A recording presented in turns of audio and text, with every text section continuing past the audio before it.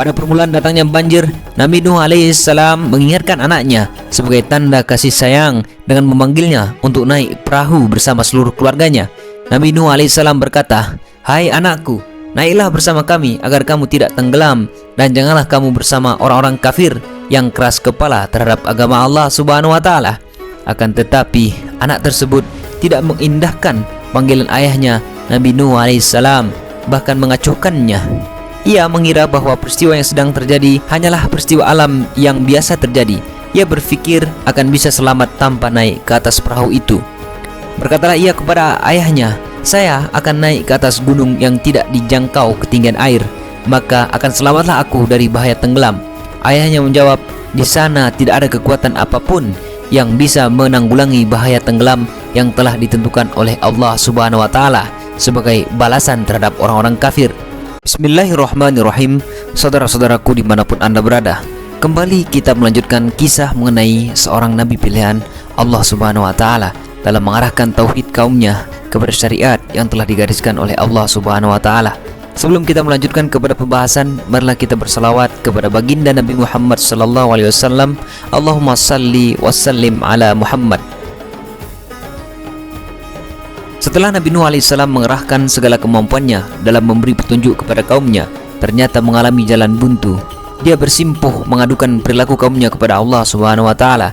Nabi Nuh alaihissalam berkata, "Ya Tuhanku, sesungguhnya kaumku telah mendustakan aku. Karena itu, adakanlah keputusan antaraku dan mereka, dan selamatkanlah aku dan orang-orang yang beriman besertaku." Nabi Nuh alaihissalam berdoa kepada Tuhannya agar melenyapkan semua orang kafir dari permukaan bumi. Tak seorang pun yang perlu ditinggalkan, karena Allah Subhanahu wa taala membiarkan orang-orang kafir berlarut-larut berbuat kekufuran, menyesatkan orang lain dari kebenaran, menyebarluaskan perbuatan dosa, bahkan mewariskan kemaksiatan itu kepada generasi penerusnya. Sebab bagaimanapun juga mereka itu akan hidup di lingkungan orang yang berbuat dosa dan kekufuran. Maka Allah Subhanahu wa taala mengabulkan doanya.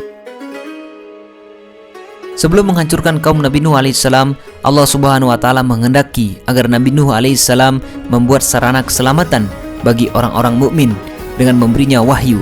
Tetapi tak seorang pun mempercayai adanya wahyu itu kecuali orang-orang mukmin. Allah Subhanahu wa taala memerintahkan agar Nabi Nuh alaihissalam tidak bersedih hati atas tuduhan dan penghinaan orang-orang kafir kepadanya, karena Allah Subhanahu wa taala akan menenggelamkan mereka semua. Allah Subhanahu wa taala memerintahkan membuat perahu keselamatan Safinatun Najah, dan diberitahukan bahwa dalam pembuatan perahu itu akan senantiasa mendapatkan inayah dan perlindungan Allah Subhanahu wa taala. Allah Subhanahu wa taala melarang agar jangan merasa belas kasihan untuk menyelamatkan orang-orang kafir dengan perahu itu, karena mereka akan diberi hukuman dengan ditenggelamkan. Dalam merakit kapal, Nabi Nuh alaihissalam tidak hanya sekedar berdoa kepada Allah Subhanahu wa taala, tetapi memanggil tukang-tukang kayu untuk mengerjakannya. Hal itu mengundang ejekan orang-orang kafir dan kesombongan mereka terhadap Nabi Nuh alaihissalam. Nabi Nuh alaihissalam menanggapi kesombongan mereka dengan mengatakan, "Kalau kalian masih saja mengejekku dan pengikut-pengikut dari orang-orang yang beriman, maka kami juga akan menghina kamu sebentar lagi, karena aku lebih mengetahui siapa yang akan ditimpa azab dan kehancuran. Dan kalian juga akan mengetahui siapa yang akan dijerumuskan ke dalam siksa dunia. Kemudian kelak di akhirat akan mendapat siksa yang abadi." Dan diwahyukan kepada Nabi Nuh alaihissalam bahwasannya sekali-kali tidak akan beriman di antara kamu kecuali orang yang telah beriman saja. Karena itu janganlah kamu bersedih tentang apa yang selalu mereka kerjakan, dan buatlah perahu itu dengan pengawasan dan petunjuk wahyu kami. Dan janganlah kamu membicarakan dengan aku tentang orang-orang zalim itu, sesungguhnya mereka itu akan ditenggelamkan. Dan mulailah Nabi Nuh alaihissalam membuat perahu, dan setiap kali pemimpin kaumnya berjalan melewati Nabi Nuh alaihissalam, mereka mengejeknya. Berkatalah Nuh, "Jika kamu mengejek kami, maka sesungguhnya kami pun mengejekmu sebagaimana kamu sekalian mengejek kami. Kelak kamu akan mengetahui siapa yang akan ditimpa oleh azab yang menghinakannya dan yang akan ditimpa azab yang kekal." Setelah Nabi Nuh alaihissalam selesai membuat kapal, tampaklah tanda-tanda akan datangnya azab berupa pancaran air dari tanah dan hujan yang sangat lebat. Allah Subhanahu wa taala memerintahkan Nabi Nuh alaihissalam untuk mengumpulkan semua jenis tumbuh-tumbuhan dan hewan-hewan masing-masing satu pasang jantan dan betina untuk dibawa serta ke dalam kapal pada saat banjir besar tiba, sehingga bisa dijadikan bibit-bibit kehidupan sesudah banjir nanti. Demikian pula Allah Subhanahu wa taala memerintahkan agar Nabi Nuh alaihissalam membawa serta seluruh keluarganya dan orang-orang mukmin kecuali seorang anak dan istrinya yang kafir. Nabi Nuh alaihissalam segera menyiapkan perahunya dan memerintahkan seluruh orang-orang mukmin, naiklah dengan mendahulukan kaki kanan serta berzikir kepada Allah Subhanahu wa taala sampai kalian turun nanti. Karena perahu itu sama sekali bukan sebagai sebab keselamatan kalian, akan tetapi hadapkanlah hati kalian kepada Allah Subhanahu wa taala, karena hakikatnya dialah yang menjalankan dan memberhentikan perahu ini sebagaimana kalian menyebut zikir asma Allah Subhanahu wa taala, karena Dia Maha Pengampun lagi Maha Penyayang terhadap hamba yang beriman sehingga kalian diselamatkan dari kebinasaan. Kemudian berjalanlah perahu itu di antara gelombang-gelombang besar yang menderu-deru. Al-Quran menerangkan kepada kita bahwa Nabi Nuh alaihissalam memohon kepada Tuhannya agar Allah Subhanahu wa taala membalas perbuatan kaumnya. Maka Allah Subhanahu wa taala mengabulkan permohonannya dan menurunkan hujan yang sangat lebat yang belum pernah terjadi sebelumnya di dunia ini, dan memerintahkan agar bumi memancarkan air dari segala penjuru. Kemudian terkumpullah antara air langit dan air dalam bumi yang menjelma menjadi banjir besar yang telah ditentukan oleh Allah Subhanahu wa taala untuk menghancurkan orang-orang kafir sesuai dengan permohonan Nabi Nuh alaihissalam. Pada permulaan datangnya banjir, Nabi Nuh alaihissalam mengingatkan anaknya sebagai tanda kasih sayang dengan memanggilnya untuk naik perahu bersama seluruh keluarganya. Nabi Nuh alaihissalam berkata, "Hai anakku, naiklah bersama kami agar kamu tidak tenggelam, dan janganlah kamu bersama orang-orang kafir yang keras kepala terhadap agama Allah Subhanahu wa taala." Akan tetapi anak tersebut tidak mengindahkan panggilan ayahnya Nabi Nuh alaihissalam, bahkan mengacuhkannya. Ia mengira bahwa peristiwa yang sedang terjadi hanyalah peristiwa alam yang biasa terjadi. Ia berpikir akan bisa selamat tanpa naik ke atas perahu itu. Berkatalah ia kepada ayahnya, "Saya akan naik ke atas gunung yang tidak dijangkau ketinggian air, maka akan selamatlah aku dari bahaya tenggelam." Ayahnya menjawab, "Di sana tidak ada kekuatan apapun yang bisa menanggulangi bahaya tenggelam yang telah ditentukan oleh Allah Subhanahu wa taala sebagai balasan terhadap orang-orang kafir."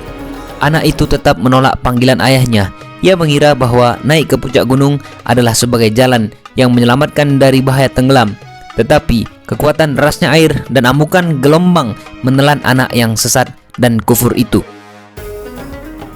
Timbul belas kasihan di dalam hati Nabi Nuh alaihissalam terhadap anaknya. Segera ia meminta dengan sedih kepada Tuhannya agar menyelamatkannya. Bukankah Allah Subhanahu wa taala telah menjanjikan sebelumnya akan menyelamatkan beserta seluruh keluarganya, sedang anaknya termasuk keluarganya pula? Dan jika Allah Subhanahu wa taala berjanji, pasti menepatinya. Dia adalah seadil-adilnya hakim. Mendengar permintaan Nabi Nuh alaihissalam tersebut, Allah Subhanahu wa taala menjawab bahwa anaknya yang kafir itu tidak termasuk keluarga yang telah dijanjikan Allah Subhanahu wa taala atas keselamatan mereka itu, karena dia belum beriman. Bahkan sebaliknya, dia fanatik dalam kekufurannya dan melakukan perbuatan yang tidak terpuji. Oleh karenanya, Allah Subhanahu wa taala melarang Nabi Nuh alaihissalam meminta suatu permintaan kecuali apabila sudah dibarengi dengan satu keyakinan tentang kebenaran keyakinannya itu. Allah Subhanahu wa taala juga telah melarang masuk golongan orang-orang zalim yang tidak bisa diberi pertolongan dari azab Allah Subhanahu wa taala. Walaupun pelaku dosa itu anaknya sendiri, kasih sayang orang tua terhadap anaknya sama sekali tidak bisa menggugurkan hukum Allah Subhanahu wa taala. Nabi Nuh alaihissalam menyesali perbuatannya dan mengaku berdosa sambil berkata, "Aku mohon perlindunganmu, hai Tuhanku, dan takut kepadamu. Sekarang aku berlindung kepadamu. Jika engkau tidak segera mengampuni dan menyayangiku, niscaya aku termasuk orang-orang yang merugi." Setelah semua orang kafir hancur akibat banjir besar, Allah Subhanahu wa taala memerintahkan bumi untuk menelan air bah itu dan memerintahkan langit agar berhenti menurunkan hujan. Lenyaplah air bah dari permukaan bumi dan terhamparlah perahu Nabi Nuh alaihissalam di atas gunung Al-Jud. Ketika itu berserulah penumpang perahu itu terhadap orang-orang kafir yang telah hancur. Setelah perahu berlabuh di atas gunung dan bumi telah menelan airnya, Allah Subhanahu wa taala memerintahkan Nabi Nuh alaihissalam turun dari perahu ke daratan. Nabi Nuh beserta keluarganya dan seluruh pengikut dengan menerima berkah Allah Subhanahu wa taala dan kelak akan menjadi umat yang beriman.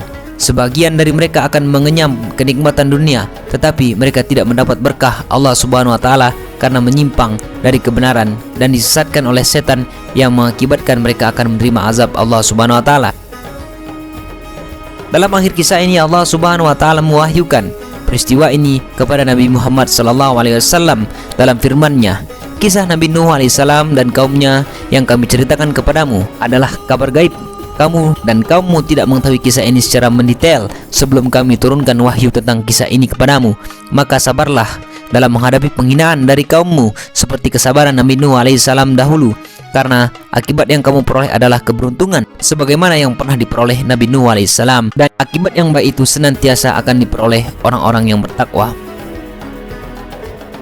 Janji Allah Subhanahu wa taala adalah benar dan menolong Muhammad dalam menghadapi musuh-musuhnya sebagaimana Allah Subhanahu wa taala telah menolong Nabi Nuh alaihissalam sebelumnya. Ini merupakan dalil yang menunjukkan bahwa Al-Quran adalah wahyu ilahi dan diutusnya Muhammad adalah benar karena Allah Subhanahu wa taala mengabarkan masalah-masalah gaib yang akan dan sudah terjadi, dan tidak ada yang mengetahui yang gaib kecuali Allah Subhanahu wa taala. Yang jelas, Al-Quran dan Al-Hadis menunjukkan bahwa banjir besar hanya melanda kaum Nabi Nuh alaihissalam, tidak melanda seluruh daratan dunia, karena memang tidak ada dalil yang menunjukkan bahwa manusia pada saat itu telah menghuni seluruh bumi ini. Akan tetapi mereka hanya tinggal di daerah tertentu yang dilanda banjir. Tak seorang ulama pun berani menggambarkan tentang daerah yang dilanda banjir besar itu berdasarkan bukti material. Walaupun telah diadakan penelitian tentang peninggalan sejarah, namun untuk menentukan daerah yang dilanda banjir itu masih selalu menjadi sebuah misteri. Ketika Leonard memimpin delegasi yang terdiri dari utusan Muslim Inggris dan Universitas Pennsylvania Amerika singgah di Irak pada awal tahun 1920, mereka sebenarnya tak pernah berpikir akan menyelidiki terjadinya banjir zaman Nabi Nuh alaihissalam karena misi mereka hanyalah menyelidiki sebagian kecil peninggalan sejarah kuno. Tetapi kenyataannya di daerah Ar-Ruabi yang terletak kira-kira 4 mil sebelah utara kota Eur, tepatnya di Tel Aviv, mereka banyak menemukan fosil. Di kota Eur itu fosil-fosil banyak ditemukan di pekuburan-pekuburan pribadi. Fosil-fosil tersebut diperkirakan merupakan bekas-bekas benda yang terkenang banjir besar dan terpendam dalam tanah sejak zaman batu. Sebab fosil-fosil itu berupa peralatan makan minum yang dipergunakan pada zaman batu. Demikian pula berupa arca-arca yang menunjukkan kejayaan pada zamannya. Berdasarkan penelitian benda-benda yang diperkirakan terlanda banjir itu, akhirnya penelitian berkesimpulan bahwa daerah yang terlanda banjir meliputi daerah pertengahan antara sungai Efrat dan Tigris. Semua ini sebagai bukti yang tidak bertentangan dengan terjadinya banjir besar pada zaman kuno. Misi Leonard tersebut berkesimpulan bahwa ketinggian air pada saat terjadinya banjir besar itu tidak kurang dari 25 kaki, sedangkan menurut keterangan kitab Taurat mencapai ketinggian 26 kaki. Misi Leonard tersebut juga berpendapat bahwa banjir besar itu tidak melanda seluruh dunia, tetapi hanya melanda sungai Furat dan Dajlah dan menenggelamkan daerah pemukiman yang terletak di antara padang pasir dan pegunungan. Daerah tersebut jika dilihat dari kepadatan penduduk, keramaian dan kemakmurannya, bisa dikatakan bahwa kota itu merupakan ibu kota dunia pada masanya. Penduduk lembah itu sesudah terjadinya banjir besar sebenarnya telah banyak ditulis dalam bentuk kisah dalam 12 batu tulis. Dalam tulisan itu mereka menyebutkan bahwa seluruh penduduk daerah itu tenggelam kecuali seorang laki-laki suci bernama Nabi Nuh alaihissalam yang membuat perahu dan menunggangi pada saat terjadinya banjir besar bersama keluarganya, sebagian hewan dan tanaman. Dan hanya mereka sajalah yang selamat dari amukan dahsyatnya banjir besar itu. Demikianlah kisah Nabi Nuh alaihissalam dan peristiwa banjir besar yang membumi hanguskan umatnya yang tidak beriman kepada keesaan Allah Subhanahu wa taala. Semoga menjadi pelajaran berharga akan pentingnya memegang iman dan takwa kepada Allah Subhanahu wa taala. Wallahu alam bisawab.